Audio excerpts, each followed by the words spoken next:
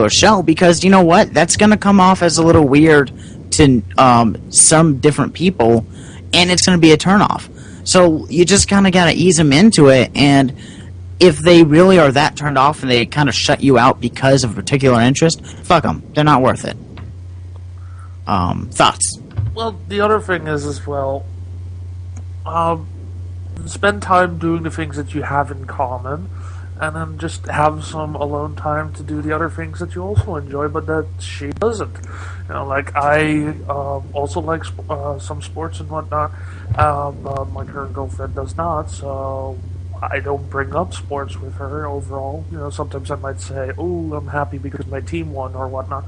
But other than that, you know, don't go into deep details about the transfer market or anything like that. No, that's boring to her. So that's not something I discuss with her. So, in general, you don't want to bore someone with a topic that they're not interested in, especially since, like you said, you're a sports nerd. Let's say you're dating another girl who's into sports, or you know, who kind of likes that kind of thing. Yes, you love video games, anime, and what was the last thing? Movies. And they may not be passionate. You don't want to go off on the nerd tangents. I know I do, and I know some people will. You'll be like, I can't believe that 4Kids is redubbing this, and this. And then this and this. The tangents, the nerd tangents. We all have them. If you're a true nerd or dork or geek or whatever out there, don't go off on those tangents just yet, because you're gonna find yourself alone very fast if you end up nerdgasming all over. If we're gonna talk about tangents and nerds, we need to discuss nerds who try to emulate other nerds, like, say, Spoonie or the Angry Video Game Nerd, and they think they're being funny, but they're actually coming off as really creepy and weird. Guys, listen, I know you're trying to be funny, you're trying to, you know, really talk it up with the gals, but unless she's already into the AVG, unless she's already into that style of humor, you going off and trying to act like them, that's really going to turn people off. That's really kind of one of those don't do that things. Look, have you ever seen someone try to actually emulate that? I've never seen that. I have. I have, absolutely. I've seen people who pretended they've been, in fact, at PAX East, I saw one guy who was trying to talk it up with this one girl, and she brought up the topic of one of these video games that the AVGN did. Top Gun. No, let's say Top Gun or something. And he decided to go into this whole rant about how much Top Gun, you know, fucking sucked and stuff like that. Well, guess what? When you do that, you're going to creep people out, especially when they don't know who the AVGN is.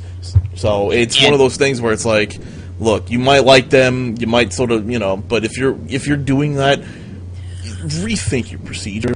Here's also another really good thing about imitators, if we're going to bring up the whole imitator subject.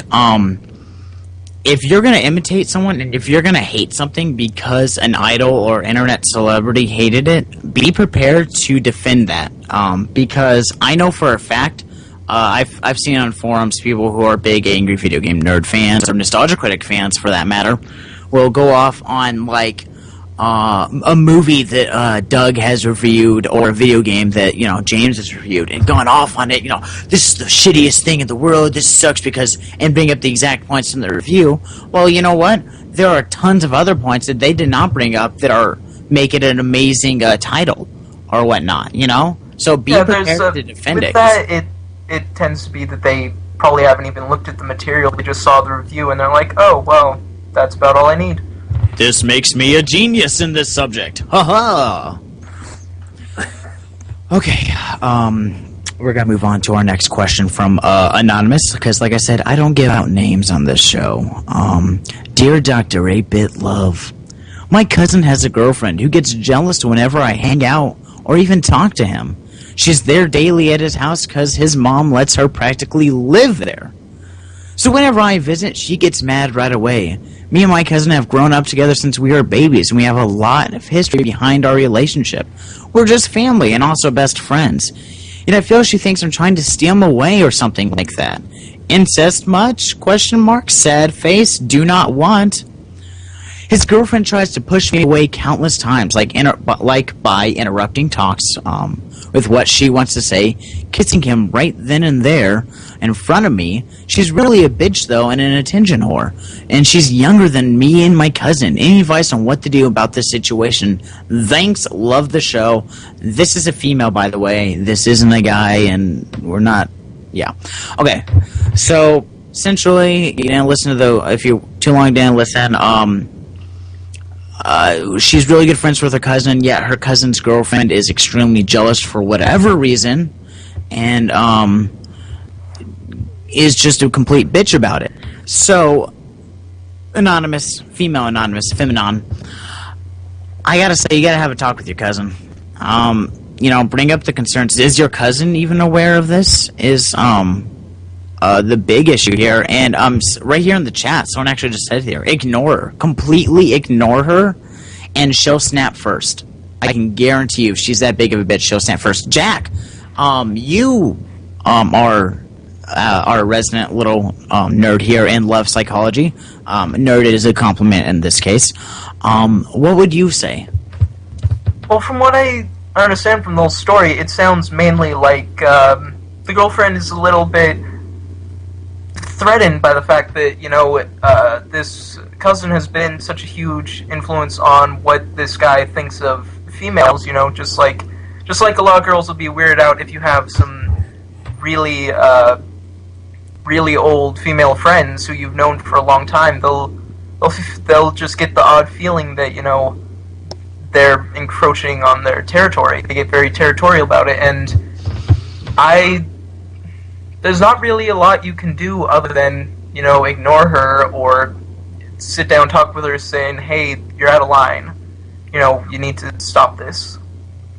That's actually a really good point here, Feminon. What you gotta do is, if you don't want to take the route of being the bitch here and throwing this this cunt whore up and, you know, making her pissed off and whatnot, talk to her. Nurse Joy, you're a female. I've just now realized, not just now realized, if you know what I mean. But what's your viewpoint about this jealousy, feminine jealousy? It honestly pisses me off because I'm like the cousin. All my best friends are boys, and I've been in the same situation where the girlfriends are just like, "Oh, you're gonna be in love with Rose or whatever." It's just really irritating. But they never was mean to me about it. It was just more like behind the scenes what they would say to my best friends. But since I'm so close with my best friends, they just kind of like, hey, well, you know what? I'm going to choose my best friend over you, so don't make me choose. It's not like I have feelings for, you know, me or Rose, so it just pisses me off. Yeah, I can see, but I can also see where the girlfriend's coming from, because I myself, in past relationships, I can get a little jealous sometimes, especially when I've had girlfriends who've had nothing but guy friends, no girlfriends whatsoever, all guy friends. It's a little intimidating, especially, it depends on how, especially if I'm not here, how close you are to your cousin, because, like you said, she may not want to be jealous. I know I never want to be jealous. It could just bring up, you know, just these weird feelings of this opposite sex, you know, this, you know, same sex as me person's hanging out with my significant other a lot. What's going on here? And it just brings up some urges to be a little jealous and maybe become off a little standoffish. So, like I said, best bet, I mean, you gotta talk to her. If you really want to, you know, make amends to make everything good between everyone, I would say talk to her, be like, hey, look, here's the thing. Don't be a whore. We're all good. You know, jealousy is natural. Whatever. And I see Mars Girl joined the chat. Hi, Mars Girl. She was with me and Doctor in the TARDIS. Yeah, things got a little weird in there. What up? Okay, I'm not gonna go into that. Oh, fun times. Okay, I have a new email here saying being alone, please keep anonymous. Don't worry, anonymous. I will keep it anonymous because I keep things anonymous. So we're going to call you Jeffy. Okay, Jeffy says, I've been dating this girl for almost 5 months now. She's so wonderful, and in my eyes, she's nearly perfect. But honestly, I don't like spending time with just her. I'm either content with being by myself or with a group of friends. If she's with me when I'm with my group of friends, it's okay. But when I'm with just her, I feel bored and uninterested. She's such a sweetheart, and I hate hurting her. Breaking up with her seems too harsh, but at the same time, it feels like it would be better if we were just friends. Though I have a bad history of staying friends with exes, no matter how they end. I've considered doing things to spice up the relationship option, but honestly, I do not feel like it would do much of a difference. What's the best way to handle this? Thank you for the help. Ooh. Jeffy, you don't like spending time with this girl by yourself. I mean, that's not a relationship, then. That just sounds like, end it there, dude. I mean, seriously.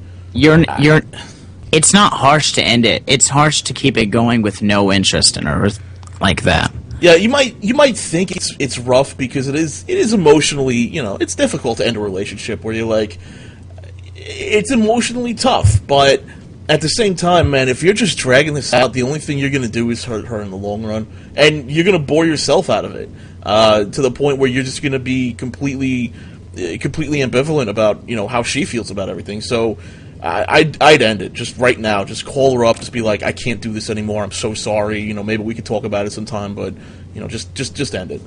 I mean, yeah, try to do the friend route, be just friends, but like what Lorcat just said and what I was just saying, you gotta end it. It's gonna hurt her in the long run. I'm gonna go grab some water real quick. Here's the next question. Tor Vandermay, take it away. Okay, the question is, someone was hanging out at a local flea market this weekend, helping my friend to a stall. A girl who is good friends with the guy I was helping out stopped by. I was focusing on something else, so I never really knew she was there. Later that day, my friend got a message from her. He started chuckling and then showed me the message, which read, "So, who's your hot friend?" Since then, she's been showing more and more interest. I friended her on Facebook and eventually ended up giving her my phone number. For the past hour, she's been texting me non-stop, despite replying pie to half of her questions. We're somehow carrying on a conversation. I've never seen her in person. To be honest, her pictures on Facebook aren't very flattering, but it's hard to tell given the quality. She seems nice, but I'm not really sure I want to start a relationship with her. However, it's also been quite a while since I've had an actual girlfriend. Would I be better off staying single a bit longer? Oh, this sounds pretty painful. If you're somehow carrying on a conversation with a girl who just keeps texting you about stuff, and you're answering her random stuff like pie, nuggets, 72 trombones, things like that, and she's still somehow carrying on a conversation, she's desperate for attention, dude. Absolutely desperate for attention, and it could probably turn into one of these relationships where she's extremely clingy, and I mean very, very clingy. I've been in that relationship before, and maybe Rose, you could comment on this, Nurse Love. It just sounds like to me she's very in need of any type of relationship. Or she could just want to have sex with him. She obviously thinks he's hot and likes texting him even if he's being boring. She probably just, likes him or is so attracted to him. You could probably, sleep with her. My kind of opinion is that why don't you go on a date with her, not start a relationship. Just go on a date and see how it goes.